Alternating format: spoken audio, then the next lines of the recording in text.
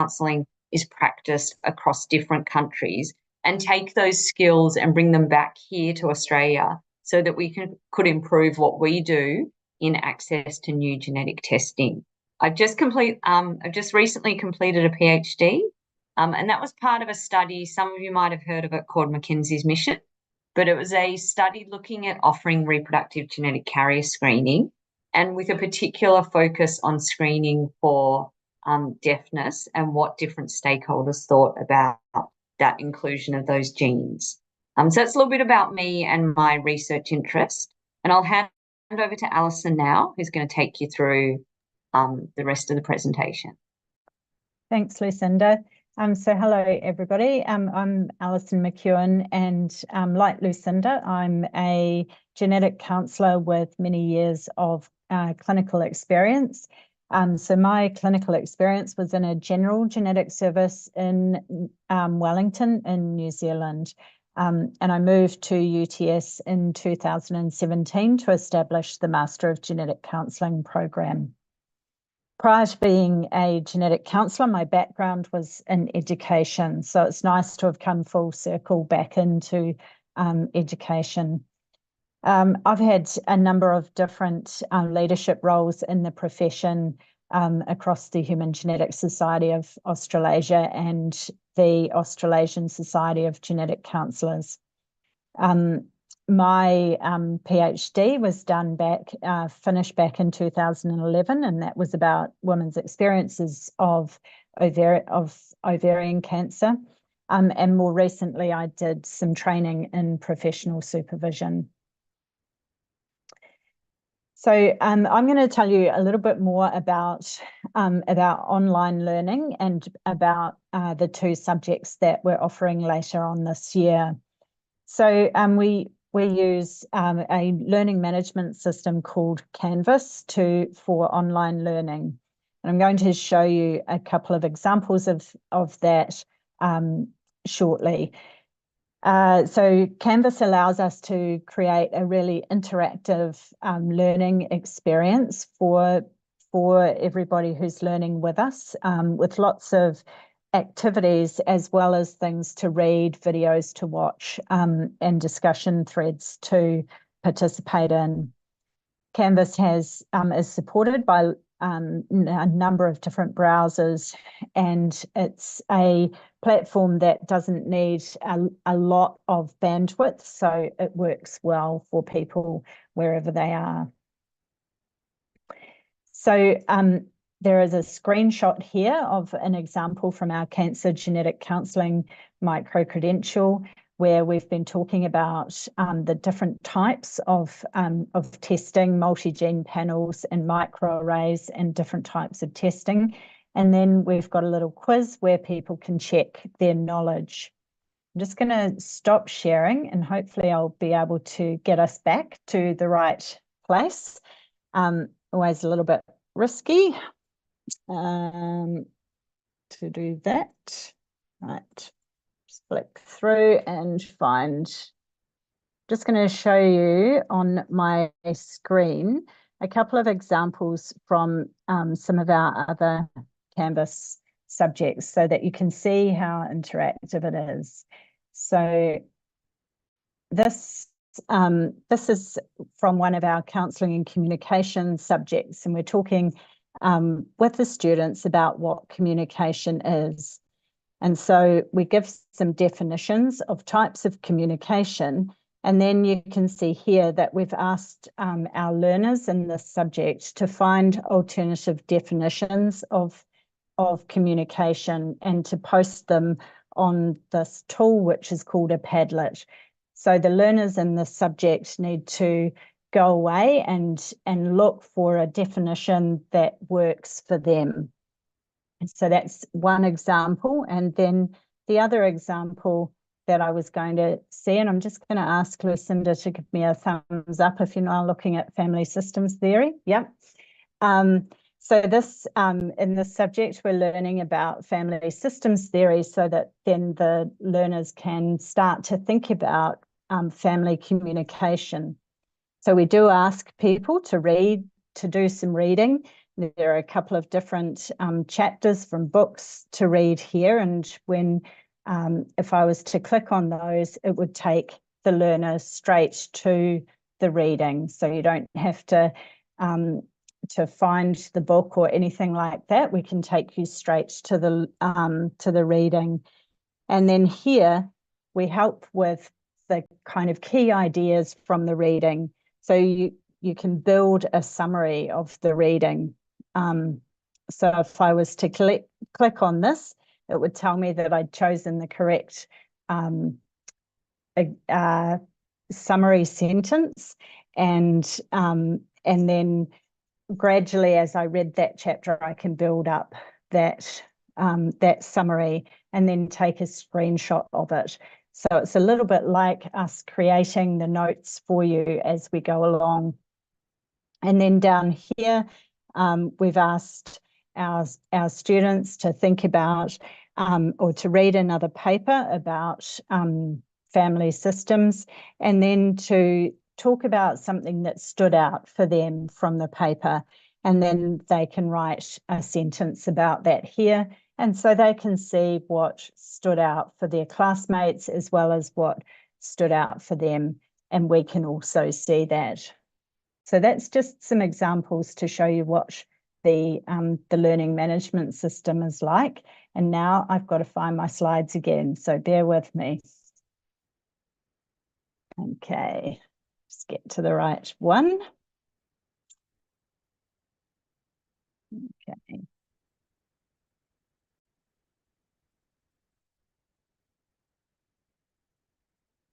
Okay. So this is a little bit more about learning in Zoom. So obviously, I think you're all familiar with Zoom because here we are on Zoom.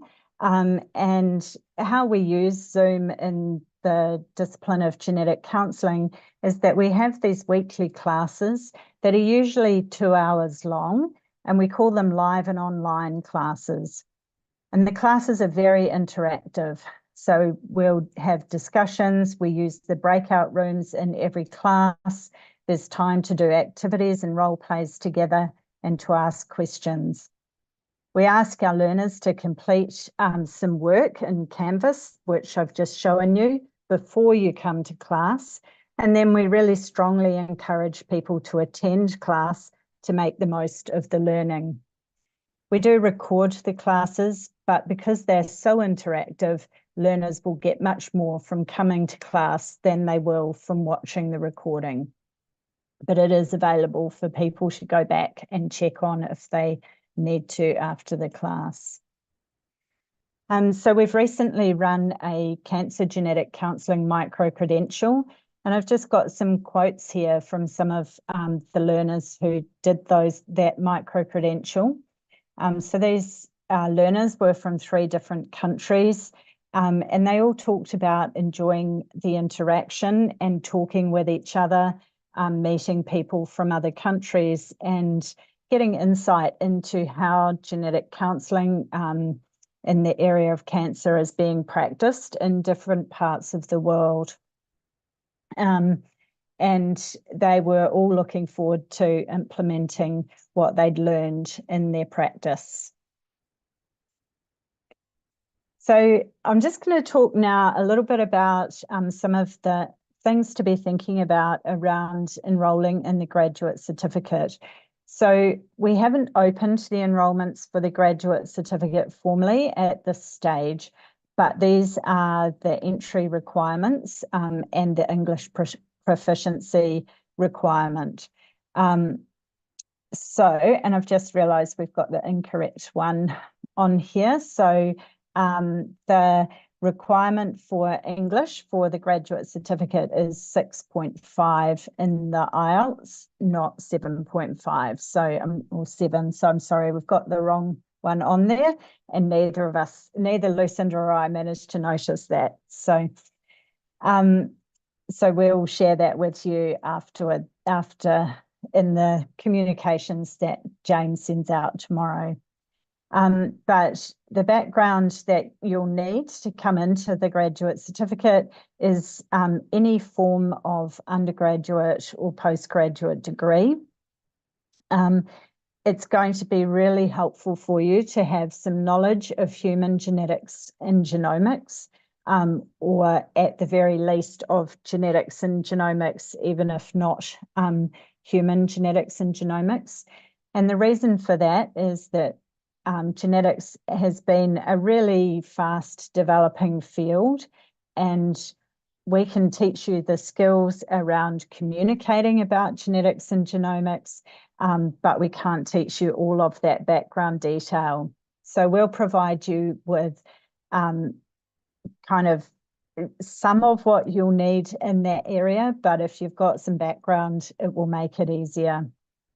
It's also really encouraged that you have an interest in working with people. And we've really designed this course for people who are already doing some kind of healthcare work. And so most people in healthcare have that interest in working with people. So the types of backgrounds, I guess, that we're anticipating that students will have any kind of undergraduate or postgraduate degree that includes genetics or genomics, medical professionals who are offering genetic testing may be interested in doing a micro-credential, or they may be interested in doing the graduate certificate, because genetic testing is being offered and used more and more across a whole range of healthcare specialty areas.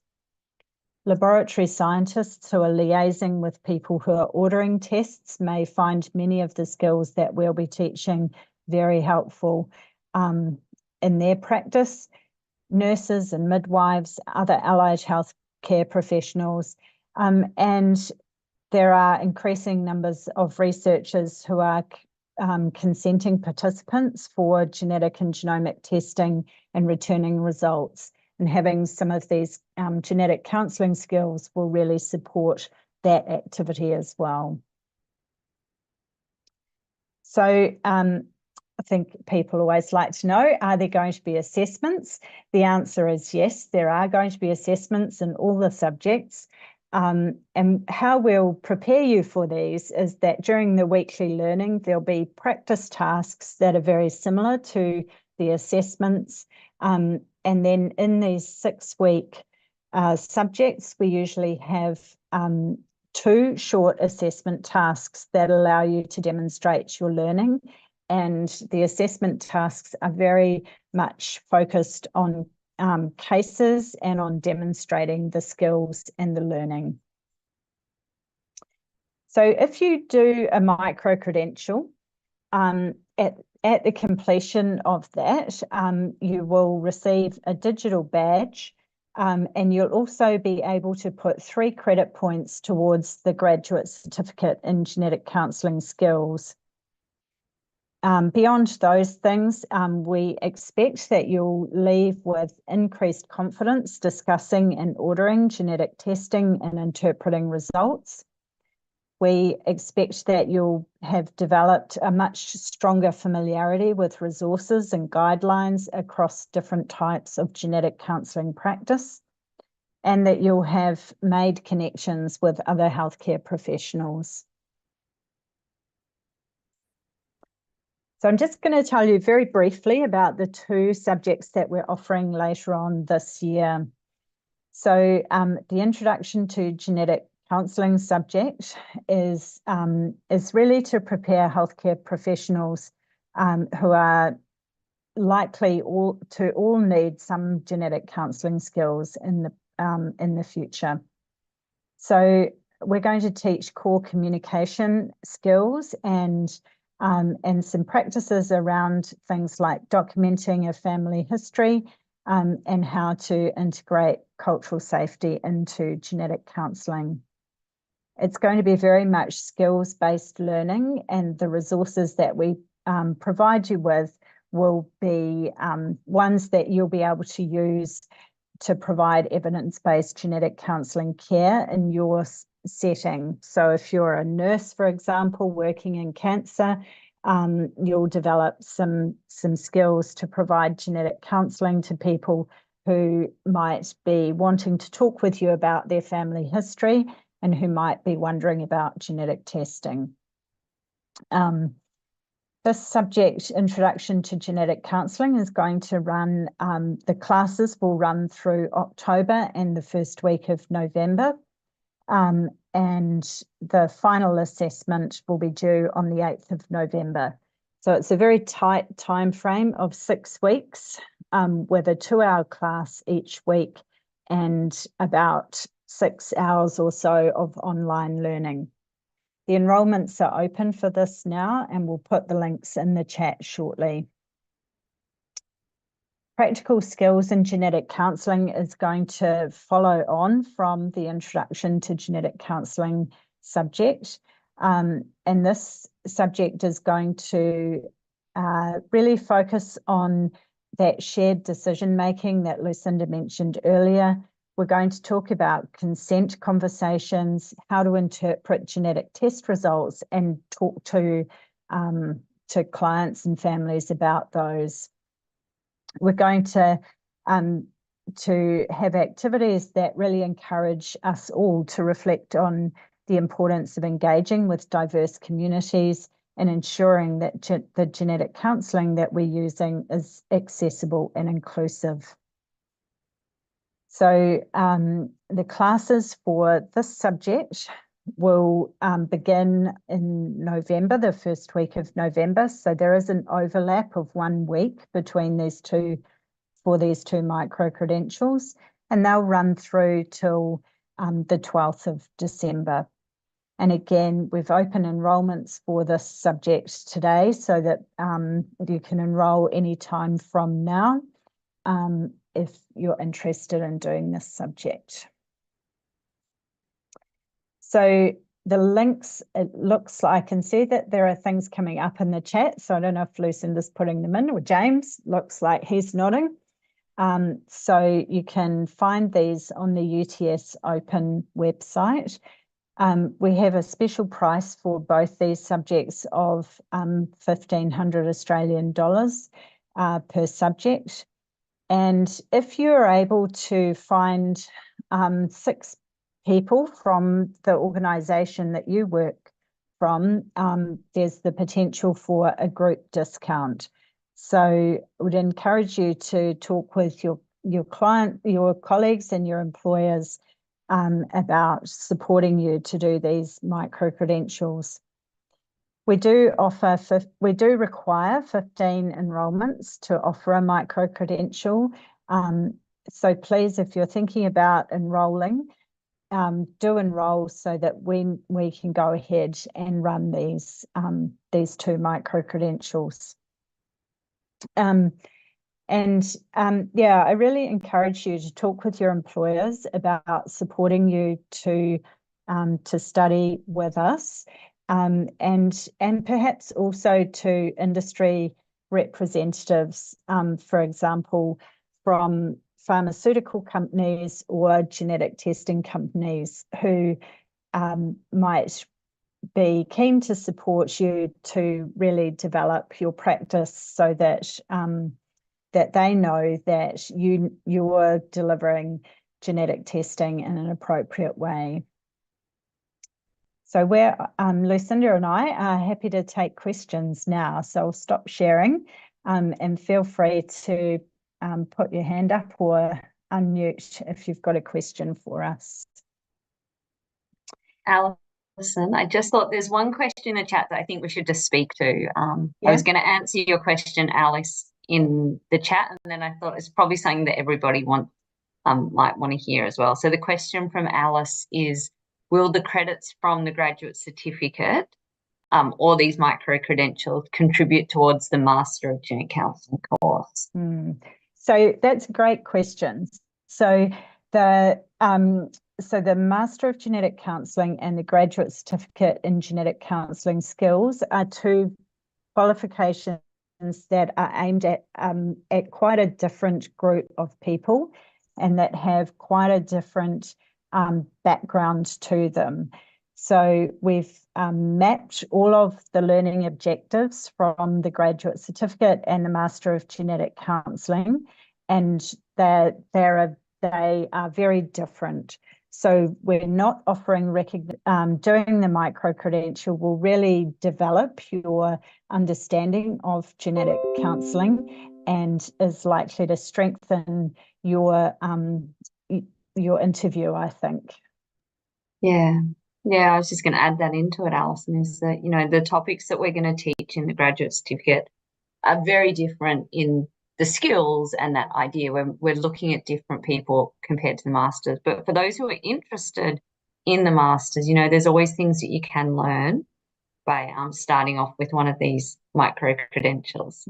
And I can answer Alice's next question, because Alice also asked about a micro credential in reproductive genetics. And I think that's a great idea. I think that's one of these areas which is continuing to grow both here in Australia and internationally. So I think you've given us some ideas about what might be the next elective that we could add into a graduate certificate in the future. But we'll certainly be covering the skills that are important when working in that setting of of reproductive genetics in the other micro credentials as well. Absolutely. So somebody's asked about, will the certificate prepare you to become an RGC? So by that, do you mean a registered genetic counsellor? That's how I took it. Okay. So the answer to that is that in Australia and New Zealand, to be a registered or a regulated genetic counsellor through the Human Genetics Society of Australasia, the Master of Genetic Counselling is the entry-level qualification. So it won't prepare you to become a registered genetic counsellor in Australia or New Zealand. However, we've got an international panel who are going to review the graduate certificate in July, and it may be that other countries internationally will recognise the qualification. So it's very country specific what is recognised to become a regulated genetic counsellor.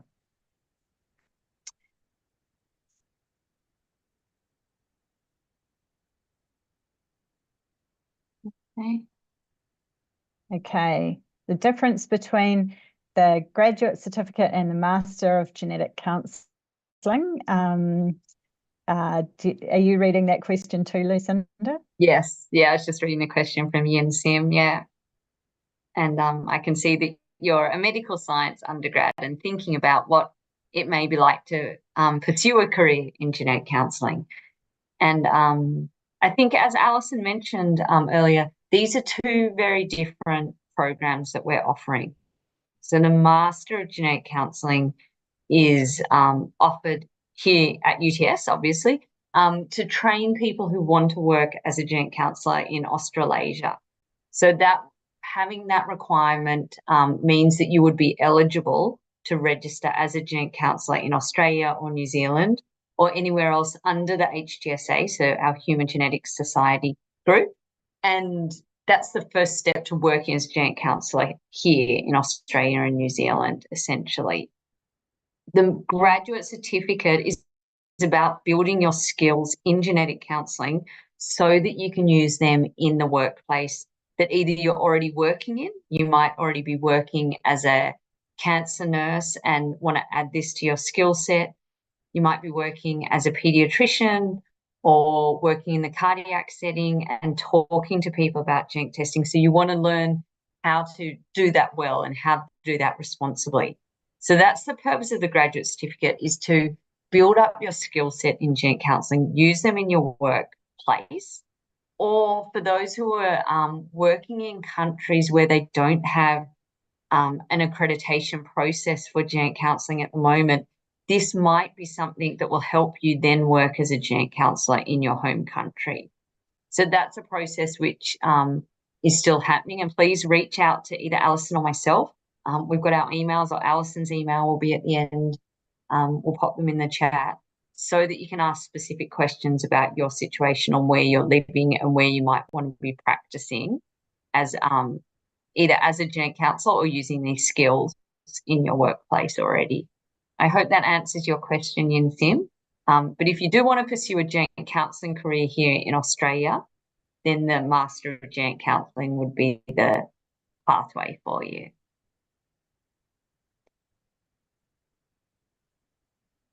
Right. So I've just put my email address in into the chat, and you're welcome to email me. And I think, James, did we already put the links to the micro-credentials in the chat? I might have missed it earlier. No, we have not, sorry. We could do that. If anyone has any other questions, just whilst we add them into the chat so people can find where to go, I'll put them in. James, I've got them here. Thank you. Put some more information in the chat. There's information about the cost of the graduate certificate with the micro-credentials. You can find more information about the Master of Genetic Counselling on the website if you decide that's what you want to pursue. But we do have options. We've got a couple of minutes left if anyone has any last questions. Otherwise, please do email them through if they're more specific for your setting and your country where you're working. Looks like that might be it. Does look like that might be it. Hopefully we'll see some of you in class later this year. Absolutely. Thank you all for coming this evening or this afternoon or perhaps this morning, depending on where you are. And yeah, like we've said, do let us know if you've got extra questions that that we can answer that are specific to your situation. And James, will this recording be available for anyone who might want it afterwards? Yep, so we're going to send an email out to all those who registered and everybody here with the recording, as well as those links that you've popped in the chat. And I will be sure to drop your contact details as well, if someone might have missed it in the chat just now. Yeah.